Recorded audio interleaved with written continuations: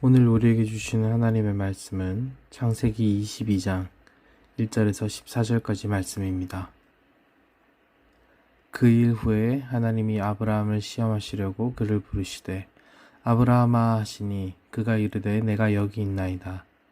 여호와께서 이르시되 내 아들 네 사랑하는 독자 이삭을 데리고 모리아 땅으로 가서 내가 네게 일러준 한 산 거기서 그를 번제로 드리라. 아브라함이 아침에 일찍 일어나 나귀 안장을 치우고 두 종과 그의 아들 이삭을 데리고 번제에 쓸 나무를 쪼개어 가지고 떠나 하나님이 자기에게 일러주신 곳으로 가더니 제3일에 아브라함이 눈을 들어 그것을 멀리 바라본지라. 이에 아브라함이 종들에게 이르되 너희는 나귀와 함께 여기서 기다리라. 내가 아이와 함께 저기 가서 예배하고 우리가 너희에게로 돌아오리라 하고, 아브라함이 이에 번제나무를 가져다가 그의 아들 이삭에게 지우고 자기는 불과 칼을 손에 들고 두 사람이 동행하더니, 이삭이 그 아버지 아브라함에게 말하여 이르되 내 아버지여 하니, 그가 이르되 내 아들아 내가 여기 있노라. 이삭이 이르되 불과 나무는 있거니와 번제할 어린 양은 어디 있나이까. 아브라함이 이르되 내 아들아 번제할 어린 양은 하나님이 자기를 위하여 친히 준비하시리라 하고, 두 사람이 함께 나아가서 하나님이 그에게 일러주신 곳에 이른지라. 이에 아브라함이 그곳에 제단을 쌓고 나무를 벌려놓고 그의 아들 이삭을 결박하여 제단 나무 위에 놓고 손을 내밀어 칼을 잡고 그 아들을 잡으려 하니, 여호와의 사자가 하늘에서부터 그를 불러 이르시되 아브라함아 아브라함아 하시는지라. 아브라함이 이르되 내가 여기 있나이다 하매, 사자가 이르시되 그 아이에게 네 손을 대지 말라. 그에게 아무 일도 하지 말라. 네가 네 아들 네 독자까지도 내게 아끼지 아니하였으니 내가 이제야 네가 하나님을 경외하는 줄을 아노라. 아브라함이 눈을 들어서 살펴본즉 한 순양이 뒤에 있는데 뿔이 수풀에 걸려 있는지라. 아브라함이 가서 그 순양을 가져다가 아들을 대신하여 번제로 드렸더라. 아브라함이 그 땅 이름을 여호와 이레라 하였으므로 오늘날까지 사람들이 이르기를 여호와의 산에서 준비되리라 하더라. 아멘. 오늘 본문 말씀은 그 유명한 이삭 번제 사건, 곧 아브라함이 하나님의 말씀에 따라서 이삭을 바치려고 했던 사건입니다. 성경에 나오는 가장 이례적이고 충격적인 내용을 들라고 한다면 언급될 만한 사건 중에 하나라고 꼽힙니다. 아브라함이 인생 최대의 사건이라고 다 할 수 있는 오늘 본문 말씀은 한 사람의 인생이 하나님께 드릴 수 있는, 또한 하나님이 인생에게 요구하시는 믿음과 순종의 가장 높은 경지를 보여주는 사건입니다. 본문을 보면서 생각해 볼 수 있는 것은 첫째로 의문입니다.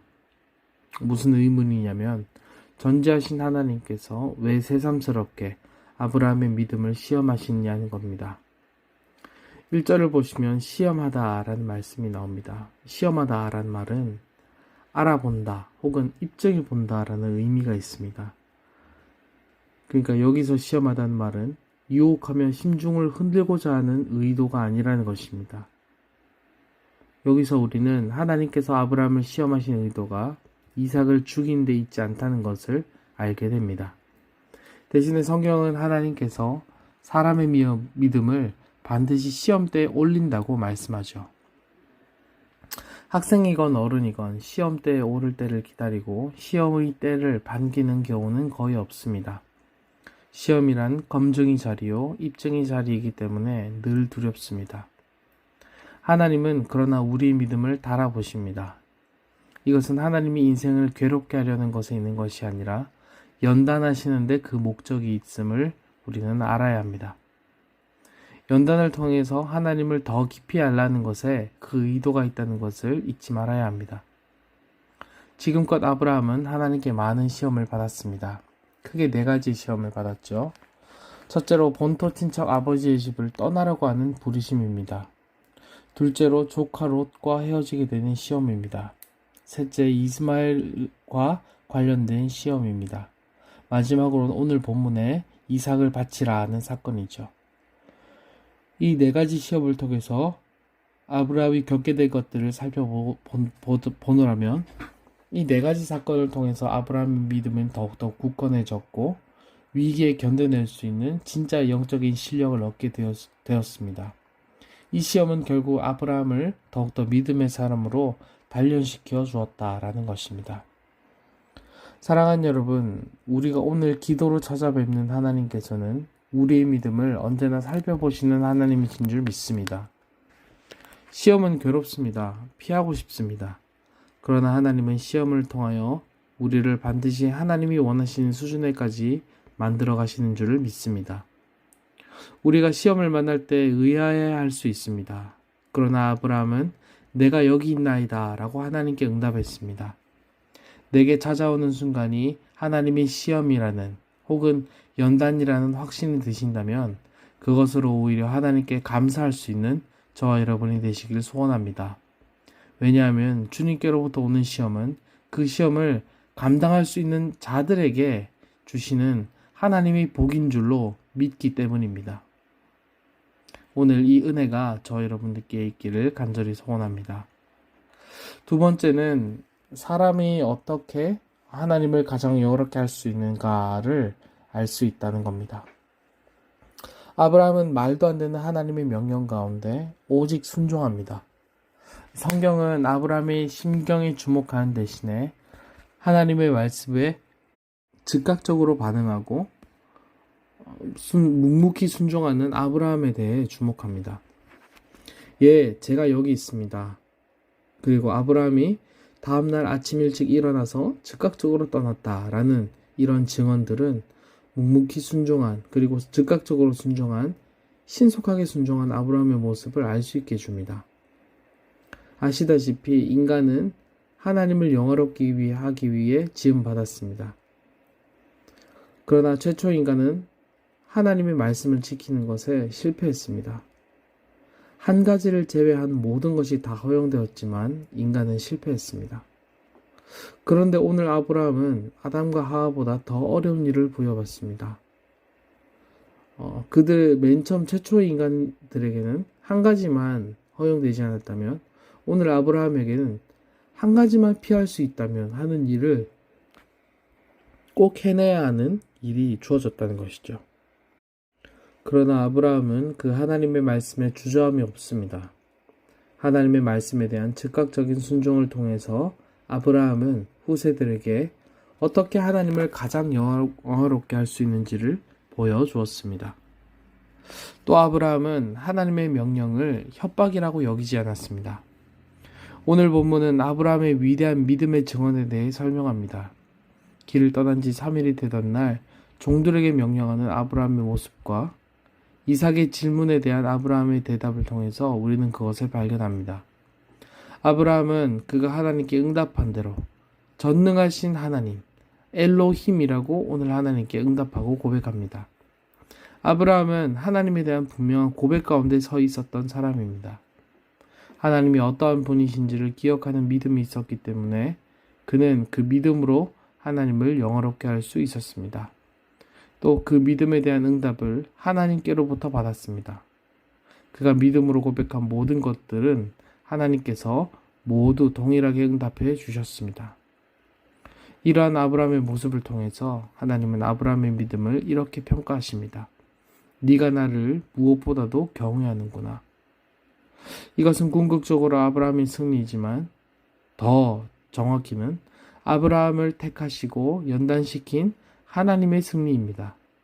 하나님은 택한 백성으로 하여금 반드시 하나님을 영화롭게 하는 자리로 이끄신다는 것입니다. 사랑하는 여러분, 악한 마귀는 우리에게 너희가 어떻게 하나님을 영화롭게 하느냐고 정죄합니다. 악하고 무능하며 연약하여 늘 넘어지고 하나님을 배신하는 우리의 모습을 있는 그대로 정죄하는 것이 마귀가 하는 일입니다. 마귀의 말이 틀리지는 않습니다. 그러나 우리는 아브라함을 빚으시고 연단시켜 마침내 흡족한 모습으로 만드신 하나님을 보아야 합니다. 우리에 있는 모습 그대로 하나님께서 받으셔서 우리를 의롭다 칭해주시고 하나님께서 원하시는 모습으로 만들어 가신다는 것을 믿어야 합니다. 사람으로서는 할 수 없으되 하나님으로서는 하실 수 있습니다. 우리의 어떠함을 집중하는 것이 아니라 우리를 만들어 가시는 하나님에 집중하시는 저와 여러분이 되시길 간절히 소원합니다. 세 번째입니다. 오늘 본문 말씀은 하나님이 왜 우리에게 이런 수준으로까지 믿음을 요구하시는지에 대한 답을 줍니다. 아브라함을 통해서 영광 받으신 하나님께서는 아브라함의 믿음에 그대로 응답해 주십니다. 그런데 13절을 보시겠습니다. 아브라함은 뒤에 한 순양이 수풀에 걸려 있는 것을 보았고 그 순양을 가져다가 아들을 대신에 번제로 드렸다고 했습니다. 그런데 여기서 주목할 만한 표현은 바로 이 뒤를 보았다라고 한 표현이 아니라 아브라함이 눈을 들어서 보았다는 겁니다. 즉 고개를 들어서 보았다는 겁니다. 관목에 뿔이 걸려 있다는데 왜 눈을 들어서 보고 있습니까? 높이 있기 때문에 눈을 들어서 보고 있다는 말이 아닐까요? 여기서 우리는 무언가 이미지를 상상해 볼 수 있습니다. 눈을 들어 보아야 할 높이의 수풀에 매달려 있는 양. 어떤 이미지가 상상되십니까? 바로 예수님이죠. 아브라함은 예수님을 보았던 것입니다. 사랑하는 여러분, 아브라함이 하나님의 부르심을 받아 오게 된 이 모리아산, 어떤 곳입니까? 이후에는 다윗이 하나님의 장막을 두었던 아라우나의 타작마당이고 솔로몬은 이곳에 바로 하나님의 성전을 짓게 됩니다. 사랑하는 여러분, 주의 인도하심을 따라가야, 그리고 주의 말씀대로 따라가야 예수님이 보이는 은혜가 있는 줄로 믿습니다. 믿음으로 나아갈 때 믿음으로 응답하시는 하나님을 만나는 은혜를 구하며 하나님을 기쁘시게 하는 저와 여러분이 되기를 원합니다. 말씀을 맺겠습니다. 하나님께서 우리 인생을 택하시고 연단시키시며 순종을 요구하시는 것은 우리로 하여금 하나님께 영광을 올려드리기 위함이십니다. 그리고 우리에게 아들을 대신 주고자 하시는 그 주님의 마음을 전해주시기 위함입니다. 우리에게 여호와 이레의 은혜를 주시는 하나님을 찬양하며 주님 하실 일을 기대하는 믿음이 오늘 저와 여러분에게 있기를 간절히 소원합니다. 아멘.